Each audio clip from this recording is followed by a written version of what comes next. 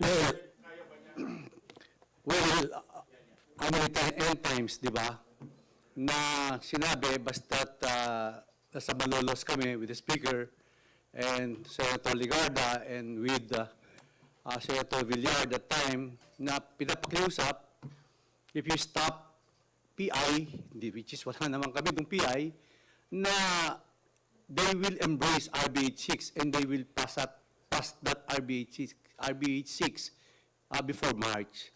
So, ang worry ko lang na baka si Senator Miggs, hindi niya makukuha yung 3/4 votes. Baka wala silang 18 botong makukuha. Ano worry? Yan ang iniisip ko. Kaya, ang sabi nila, dahil si Development Yesterday, as I have said, na sinuspend na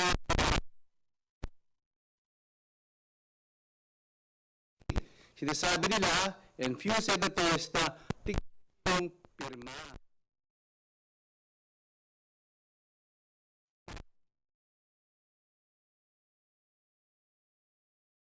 The Speaker, na ipasa nila yung RBH 6 for March.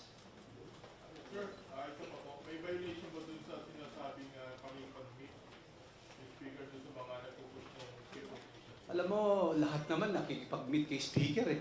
Alam mo, pag nakipag-meet kay Speaker, gusto ba picture taking? Lahat naman kami, di ba? Yung mga bisita, lahat gusto makita si Speaker, aakyat sa taas, ang daming tao. Sabi niya, SDS, pwede magpa-picture kay Speaker. Ang daming umihingi ng tulong kay Speaker. Di ba? Not only that, ang dami talagang various helps. Sapagkat alam natin, nakakatulong naman po si Speaker.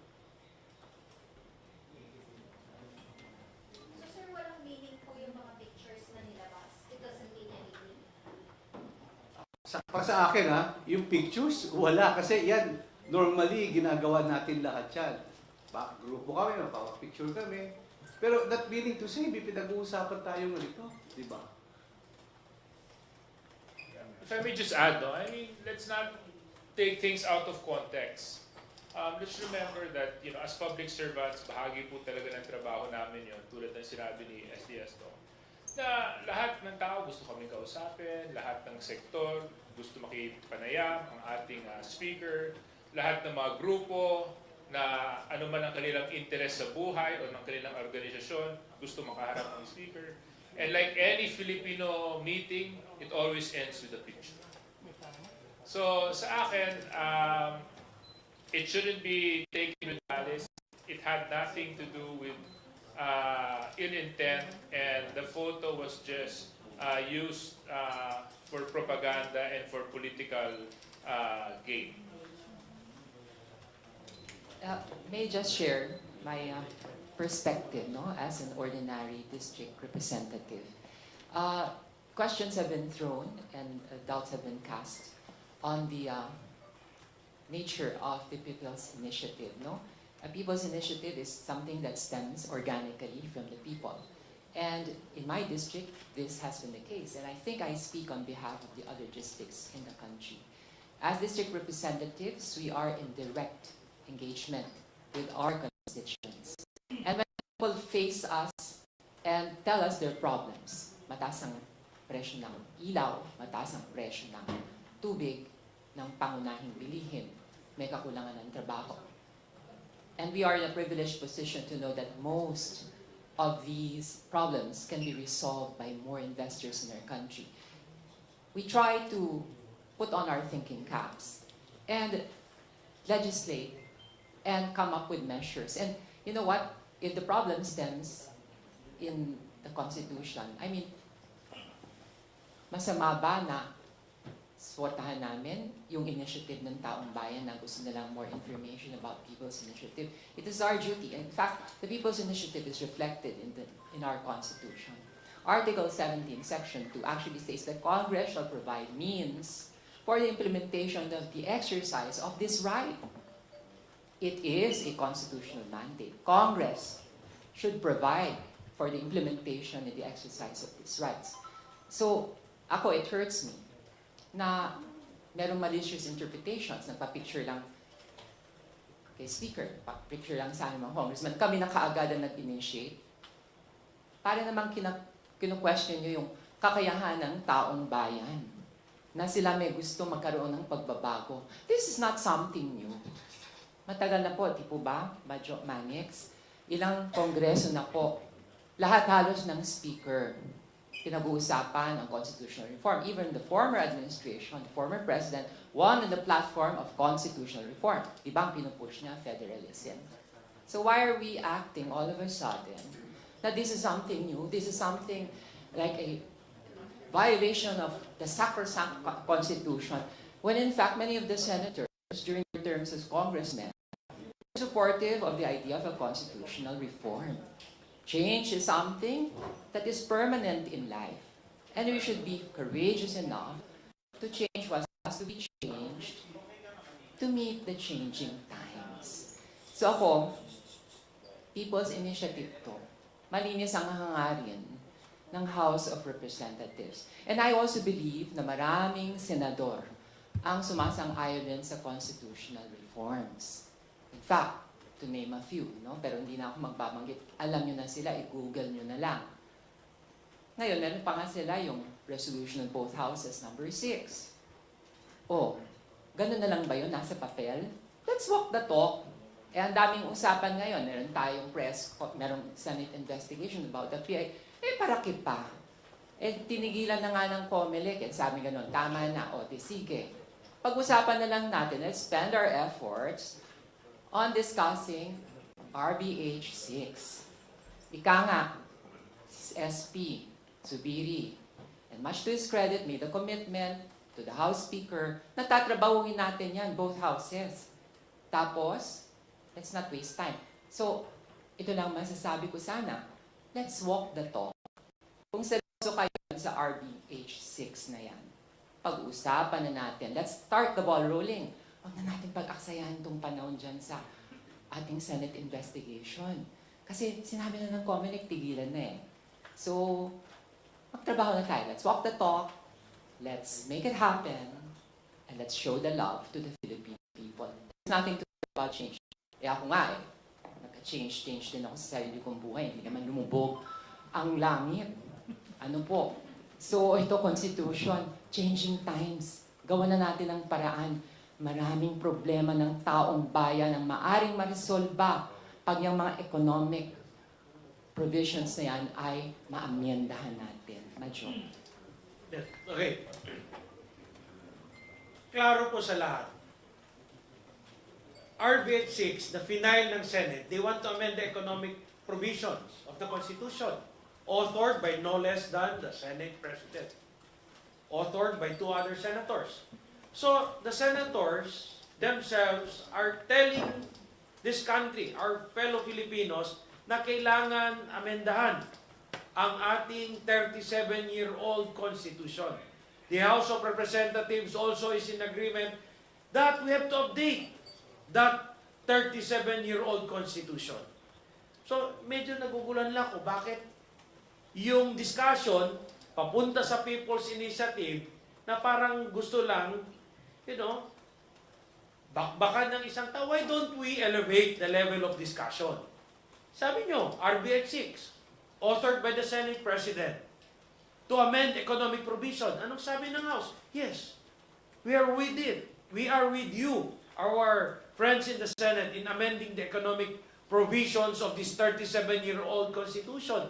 So bakit, simulan na natin yung discussion, bakit parang, ewan ko ba kung may political motive na to stonewall again? Why don't we start the discussion on those economic provisions in the 37-year-old Constitution that has to be amended so we can help this country? Doon na po tayo dapat mag-debate, hindi yung sino nagpatawag, sino nagpapirme.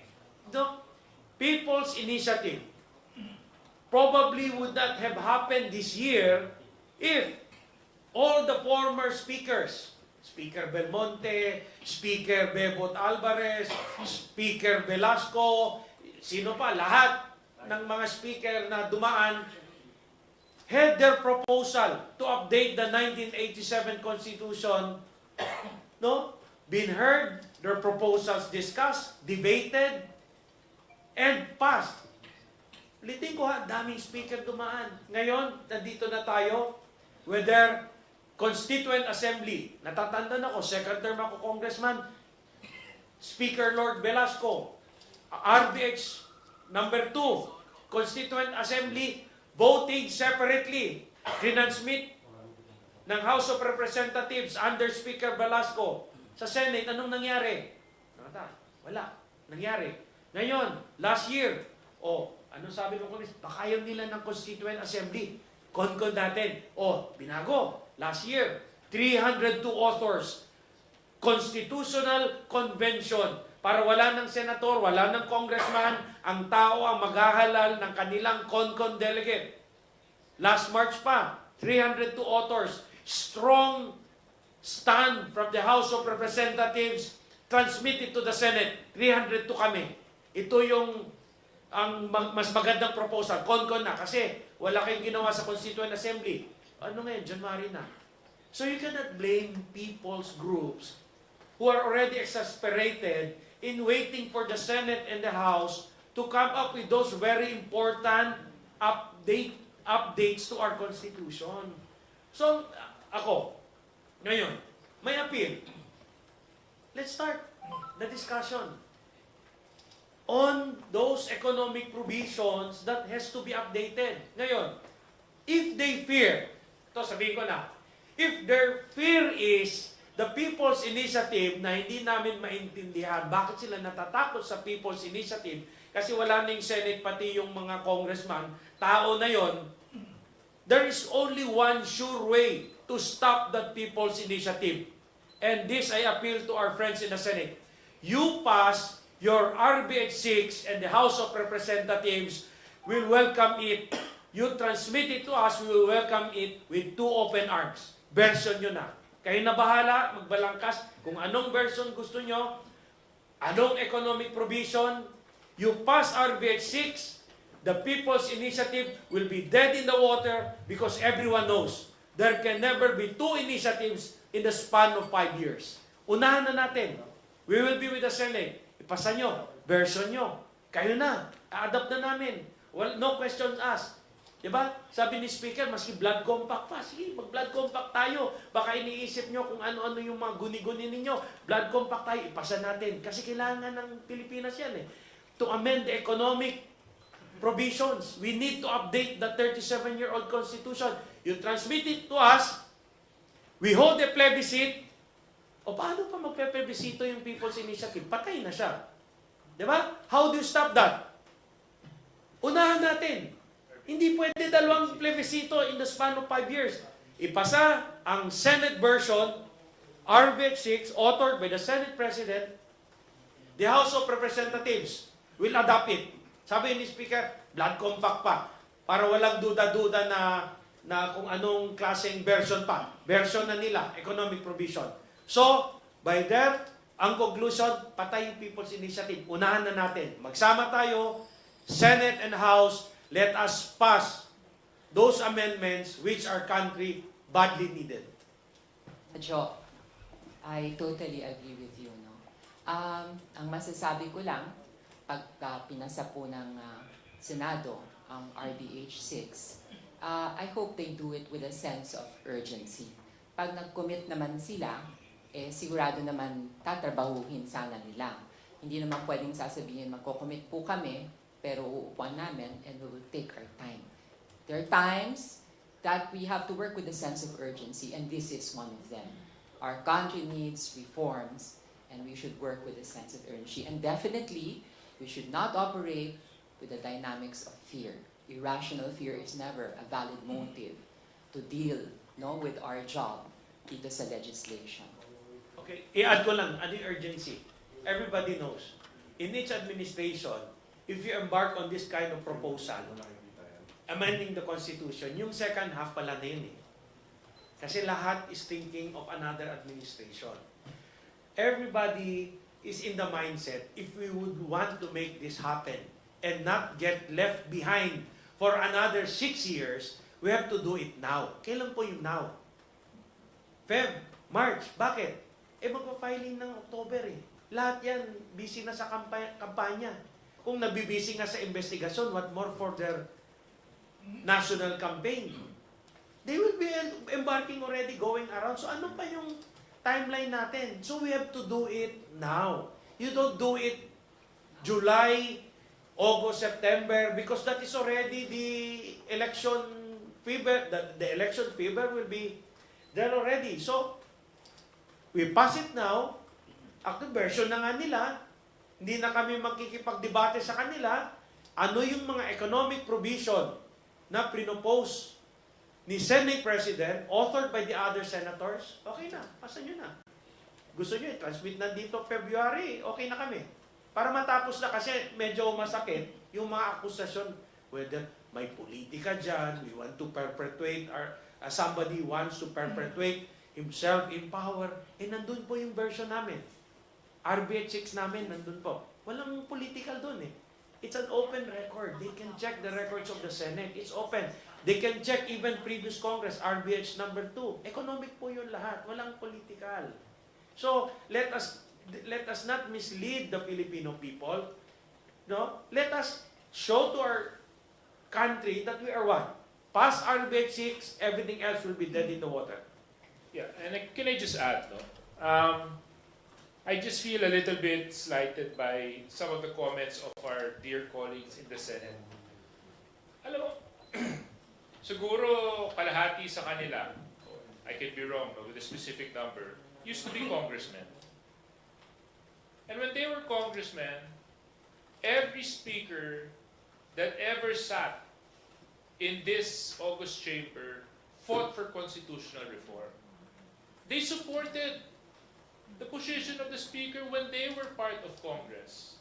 How come now, na senators na sila, all of a sudden, tumitenga yung constitutional reform?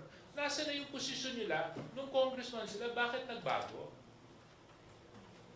Ilang attempts na po ito ng 19th Congress? 302 congressmen sent RBH 6 to them. But yung measure ni Senator Padilla, hindi man lang umangat sa committee level. So I'm trying to digest now, is Senate really sincere with changing, improving, and upgrading our Constitution? Because if they are, then they should have done it. And, you know, itong mga fierce talks about power and politics, wala to.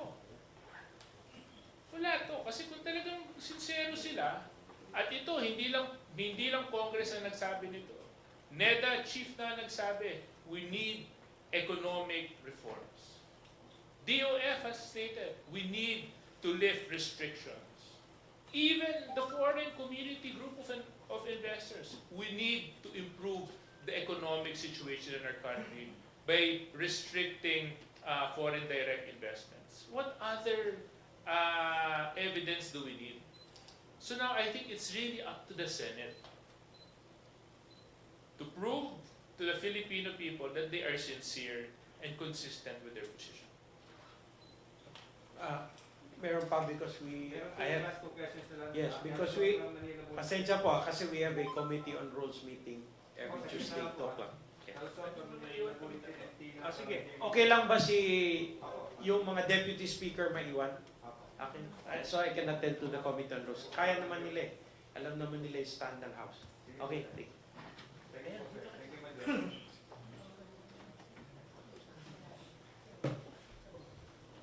Hello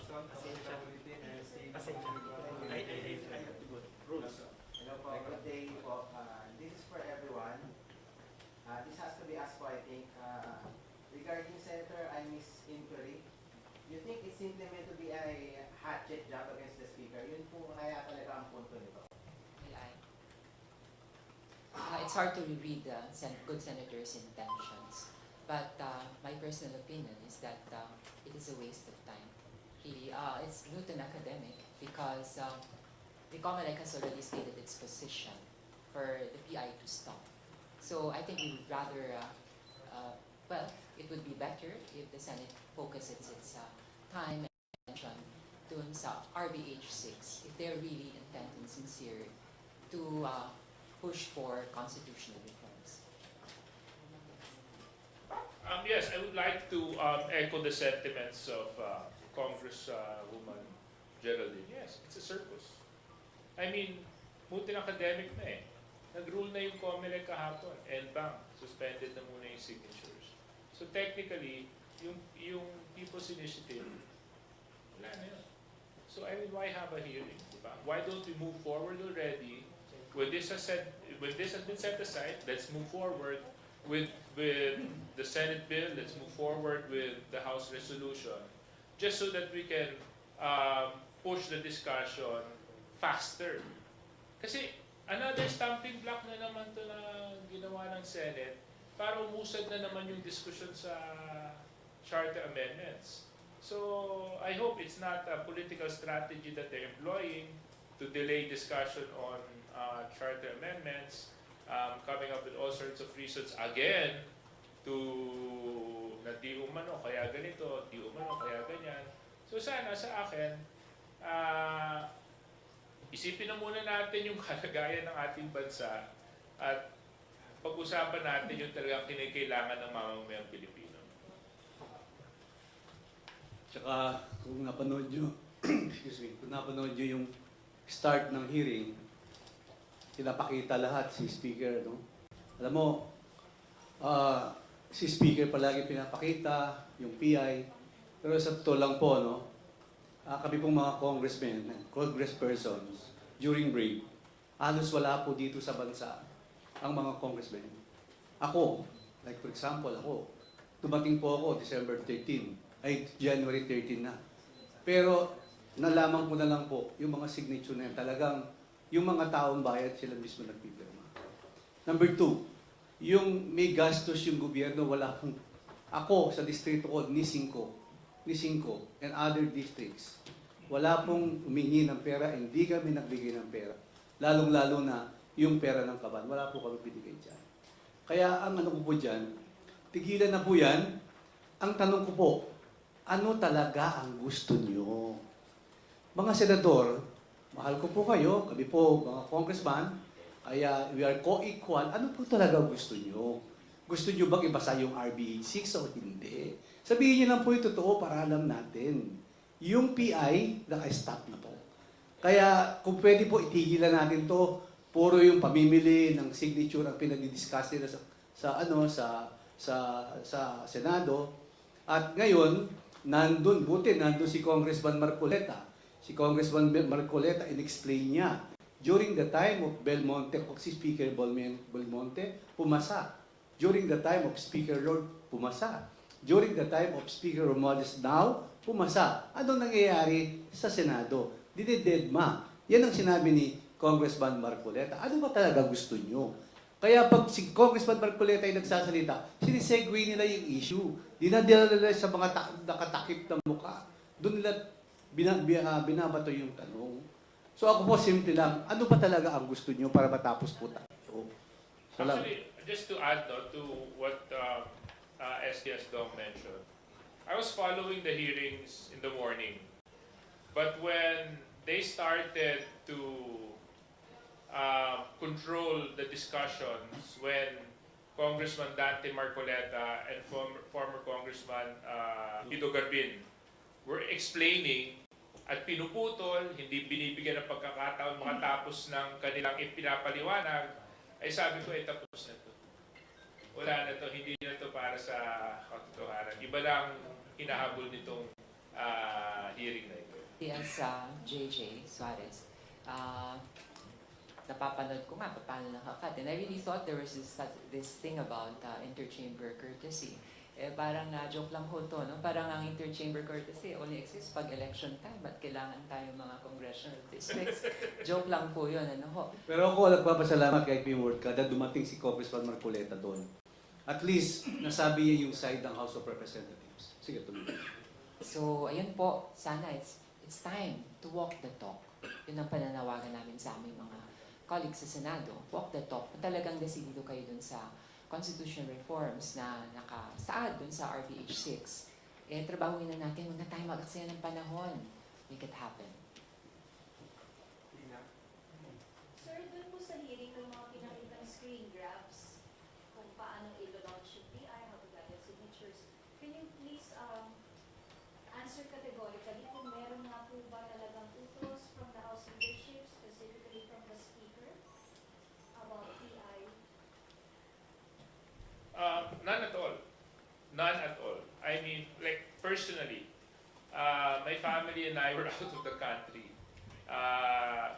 Latter part of December up until the first week of January. So, walang utos po sa amin. Tulad ng isinasalaysay di umano sa hearing na ginawa sa Senado.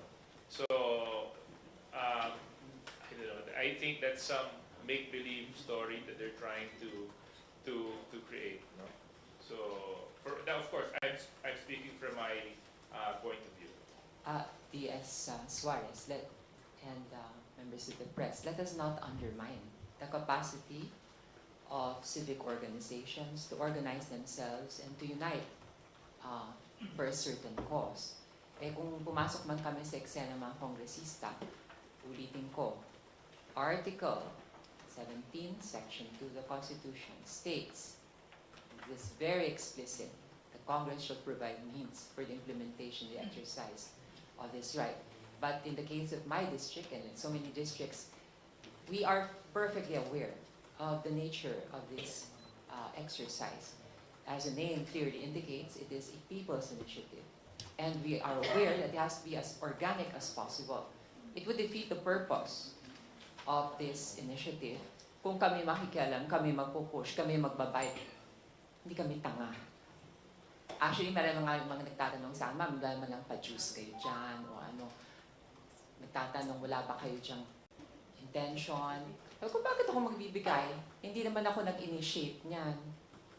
Let it come from the people. Let it be as organic as possible. And let the people be heard. Yun lang naman ang aming punto de vista dyan. At sino ba naman kami para hindi pakinggan ang tinig ng aming mga constituents? I think this is also an exercise in humility. Kasi we, in Congress, 300 plus kami.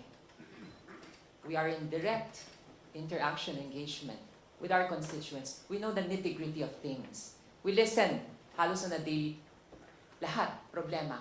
Tubig, kuryente, pang-graduation ng anak, pang-uniform, lahat. We are not on ivory towers, trying to call the shots and determining the fate of the nation based on a privileged situation that we would want to perpetuate. Hindi po kami ganoon. And definitely, we're not out there to eradicate the Senate as an institution. We respect the Senate, and we are part of Congress, both houses. It really saddens me to see na parang nagkakaroon ng division based on an issue na isa lang naman ang hangarin, which is constitutional reform. At wag tayong, let us not demonize constitutional reform. This has been an issue that has been going on ad perpetuum and ad nauseam, and it's time to act on it. Yung lang naman po. Ako naman, kung napanood nyo si Joey Salceda kanina sa Head Start, hindi naman siguro napipikon si Congressman Salceda kasi we are number 2. Yung ibang bansa, nagbukas na ng ekonomiya, tayo na lang ang nakasarado. Walang political, it's more on economic provisions. Kaya kung napanood nyo si Congressman Salceda kanina, medyo buntik na silang hindi naman nagaway. Yung boses ni Karen Davila, iba na yun. May pinipilit, pero ito si Congressman Salceda, ang pinipilit niya kung paano tayo maging competitive in terms of ekonomiya. We need investors, nakabukas na yung iba, tayo nakasarado pa. So yun lang po. Hi, good afternoon, Hong Kong. I understand the measure review comment, pero may ask your reaction lang po sa naging statement kahapon ni SPCB na nakausap din daw ni President Marcos and the Senate of the House of Representatives and other initiators of people's initiative to stop the impact. Ano pong masasabi niyo dito? Kailangan pa po kaya ito? At may idea po ba kayo tungkol sa naging pag-uusap? Sino nagsabi ng spokesperson ng President ba? SP. Si SP.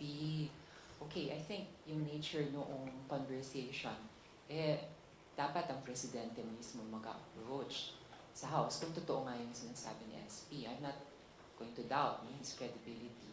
But I think that's a conversation that went on between the two of them. And kung meron man papahiwatig ang Pangulo sa House, I'm sure paparating niya diretso sa Speaker. Magkasama nga sila ngayon sa Vietnam eh. Hindi na itatawid yan sa pamamagitan ni SP Subiri, with all due respect.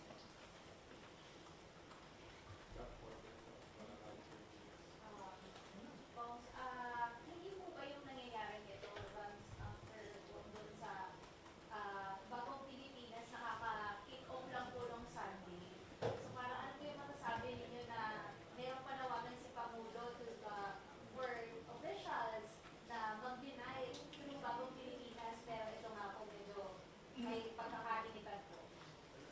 Alam mo, itong Pangulong ito, he ran on a platform of unity. And I see him working to maintain this unity. Ang laki ng pasyensya niya.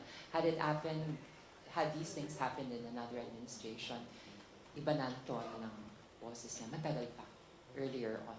Pero still he is hoping. And I feel that he's working to maintain this unity, which our country badly needs. Kami naman sa Kongreso at Senado, I think, nagkakaisa tayo sa isang layunin eh. Constitutional reform, meron silang RPH 6. Kami dito, meron na-associate kami dito sa People's Initiative. What's the point of discussion here? What's the point of dissent here? Wala naman dapat eh. So kaya nga, ulitin ko ang pananawagan ni Major Manix, ni Deputy Speaker Gonzales, at ni Deputy Speaker Suarez na focus na tayo doon sa RPH 6. Huwag na nating pahabain pa itong Senate investigations. What are you out to find out? Tapos na yung usapan eh. Tapos na. Just my reaction, and this is my personal reaction. I think it's the Senate should look at themselves in the mirror. For the past few weeks, the House has been quiet. We've respected their opinions and decisions, and some of their statements have been very hurtful for a lot of congressmen. Kaso lang nakita niyo naman kami mga congressmen, tinanggap po namin yon tahimik. Kaso lang hindi po namin, kaso lang aaminin ko po sa inyo, nasaktan po. Kunyari, nung sinabi po nung ilang senador na hindi nyo pwedeng ikumpara ang Senado sa Kongreso. Bakit hindi? Parehas po tayong bumubuo ng Congress. We're co-equal legislative branch. Just because ba they're elected national, mas mataas na sila kaysa sa amin. Minamaliit kami kasi distrito lang daw ang tinatayuan namin at nire-represent namin. At yung mga party list, sobrang liit daw ng boto, hindi pwede ikumpara sa kanila. Pagmamaliit yun. At sa ako talaga, medyo nasaktan po ako doon. Misis ko, party list ako, district. But of course, I'm not limiting my job and my responsibilities to my local affairs only. I look at myself as a national elected official whose scope is also the entire Philippines, not just my district. Yes, I may focus 70% of my attention to my district, but also a lot of my attention pertains to what is relevant to the country. So please, I mean, my dear senators, huwag niyo kami maliitin. Nakakasakit po yun. At saka yung mga ganong statements, sinasabi niyo po na po, that is what creates divisiveness. That is what creates discord. And that goes against the very nature of bagong Pilipinas na ipinaglalaban ng ating Pangulo na magkaisa at magtulungan. Diba? Kaya sabi ko sa inyo, let the senators look at themselves in the mirror. You know, let's not talk about what's trending in social media. Let's have the hard discussions. Let's have the difficult conversations. Let's push for charter amendments, and let's move this country forward. Alam mo, ako po, sabi ko lang, Ako medyo, may tatanong lang ako sa iyo, SDS. ano yun? Pwede ba ako magtanong sa SDS? Basta't yung Senado, masarap ang buhay. Alam mo, bakit hindi itong konstitusyon na to, 1987 konstitusyon, parang talaga sila ang, yan, nag-enjoy sila. Tingnan mo comparative. Kung narinig nyo si Congressman Ace Barbers kahapon, ang mga from Congressman, Governor down the line, 3 years lang kami. 2 eleksyon, 3 termino. Kami ang santungan ng bayan, ng mga tao. Pag may problema, kalamidad, kami ang malapit na malalapitan. Tignan mo yung mga senador.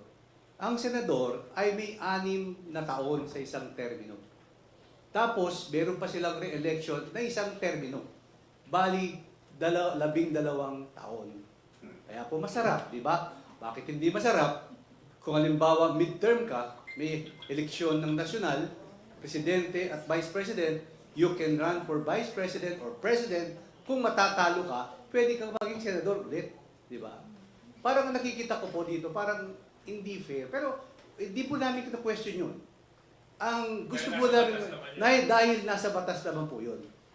Kapag natapos yung 12 years nila, magpapahinga lang po sila for 3 years and then they will go back as senator.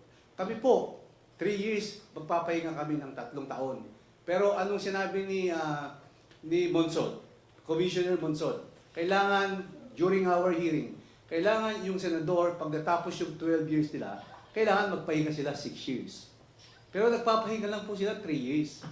Kaya siguro, ganyan ang naiisip nila, wala nang plastikan dito. Wala nang plastikan dito. Yung abolition, mawawala yung Senado. Kung narinig niyo po ako, guni-guni niyo lang po yun. Wala po sa isip namin yun. Wala sa isip ni Speaker yun.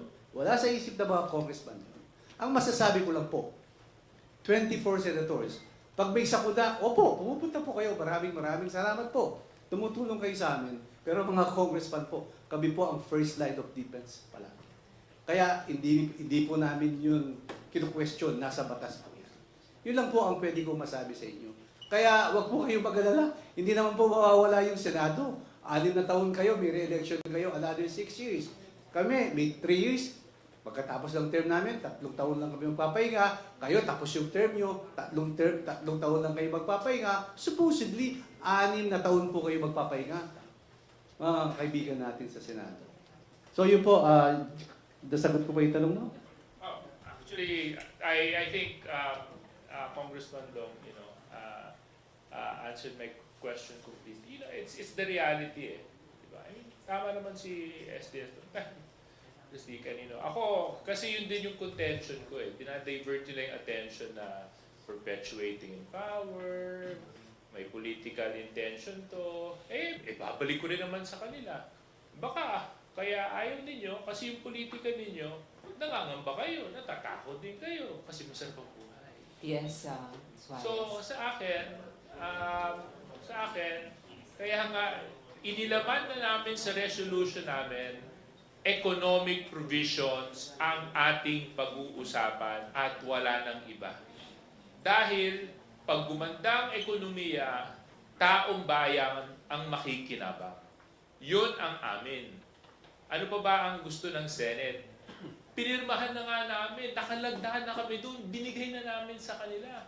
Gamitin na po nila yon para ayusin na po natin yung ating economic situations by lifting restrictions. Tia Suarez, sangayon din ako sa inyo. It's a sentiment that's shared by so many congressmen and congresswomen. Masakit kapag malinis ang hangarin mo. Pero pinaghihinalaan ka o pinaparataan ka ng kahit ano-ano. Judgmental much. Hindi naman dapat ganun. Hindi lang naman kayo ang nagmamahal sa bayan. Hindi ko mo kayo senator, kami hamak na congressman lamang. Ganun ho ang iisipin nyo. Walang ganunan. Galangan lang po tayo. Nobody has an exclusive hold or a monopoly of love of country and respect for the Constitution. When you want to improve or level up the Constitution, that doesn't mean you don't love the Constitution. We love the Constitution too. Ako naman na magtanong sa iyo kung JJDS. Yes, boss. Ikaw ba, nabasa mo yung Constitution? Meron bang nakasada ng lower house at upper house? Wala. Wala nakasaad ng lower house. Correct. Meaning to say, parehas lang tayo. Isa. Wala palang top. Baka sasabihin natin lower house at saka is lower house.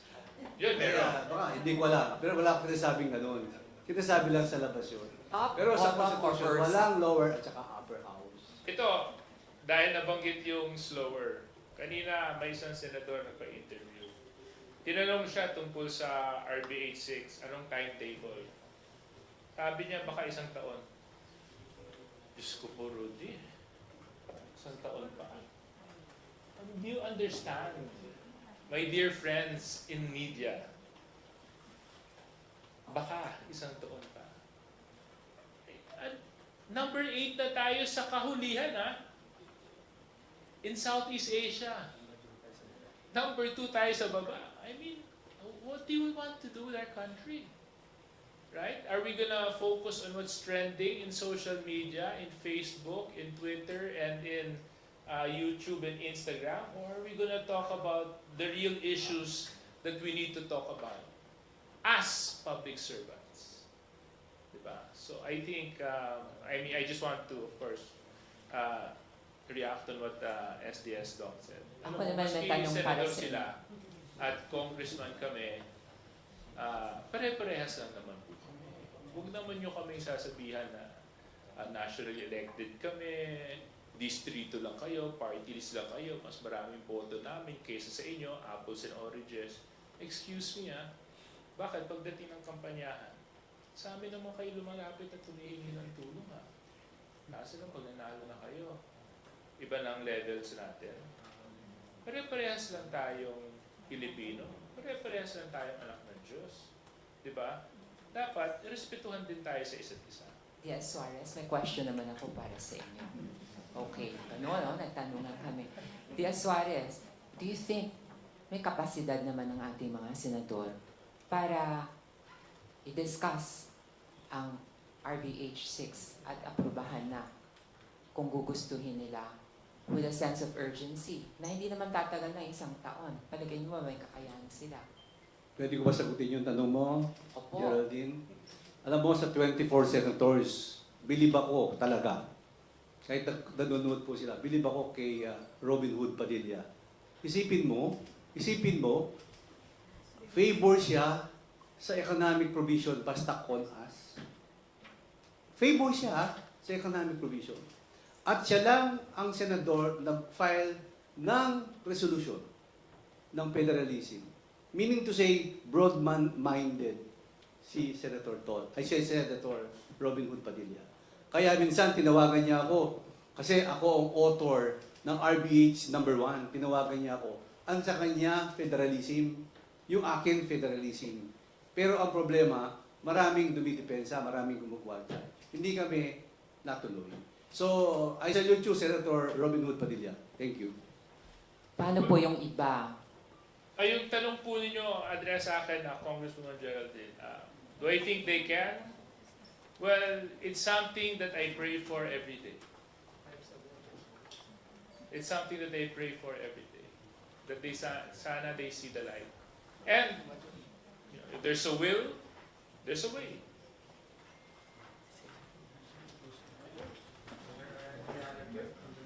Magtanong na kayo kasi baka mamaya kami na magtatanong sa inyo.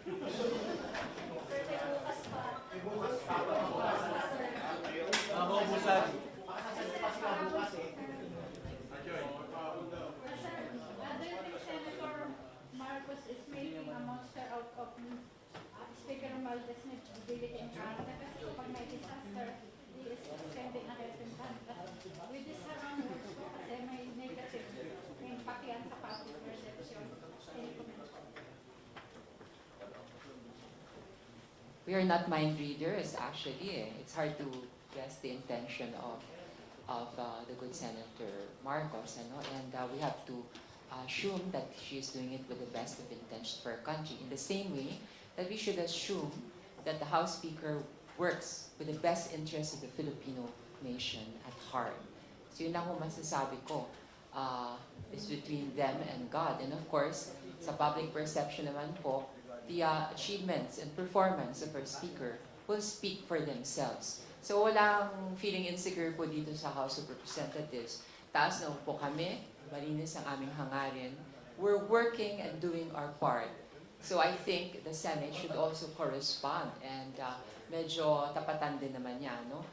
Pinagmamalaki nga natin, D.S. Suarez, pati sa rollout ng ating social services sa ating mga distrito. Ang total niyan, meron tayong pondo ng 20 billion pesos sa mga tupad, AIX, etc. etc.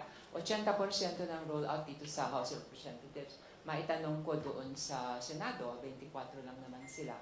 They have bigger amount ng kanilang social services funds. Parang kailangan pa yata yan nilang tapatan. Friendly challenge lang naman po sa kanila na roll out na po nila yung mga social services. Yan po ay ginagawa ng aming House Speaker. Kaya wala akong dahilan kung bakit maging masama ang perception ng taong bayan. Pagkus, alam namin yan, sa aming mga distrito, mataas po ang pagtingin at paggalang sa aming Speaker. Yeah, and also, I think if you want to